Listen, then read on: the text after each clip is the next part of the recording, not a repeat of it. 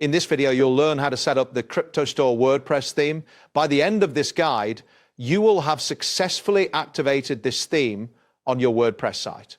Begin by navigating to the WordPress.com website.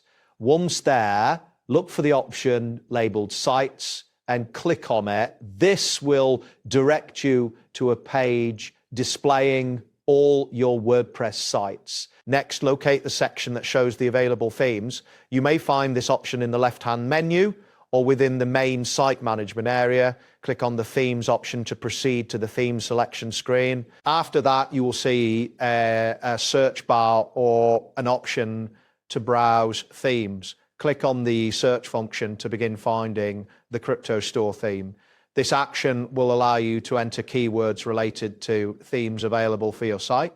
Type in cryptostore into the search bar and press enter. The interface will refresh to display the relevant themes that match your query. Look for the cryptostore theme among the results. Once you find the cryptostore theme, click on it to view more details.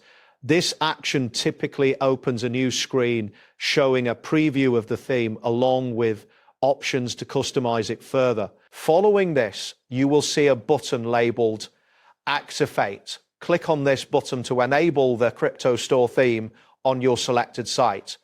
Activation may take a moment, and you'll usually receive a confirmation message once the theme is successfully activated. Now select the specific site where you want to apply the new theme. The interface will display a list of your sites, making it easy to choose the correct one.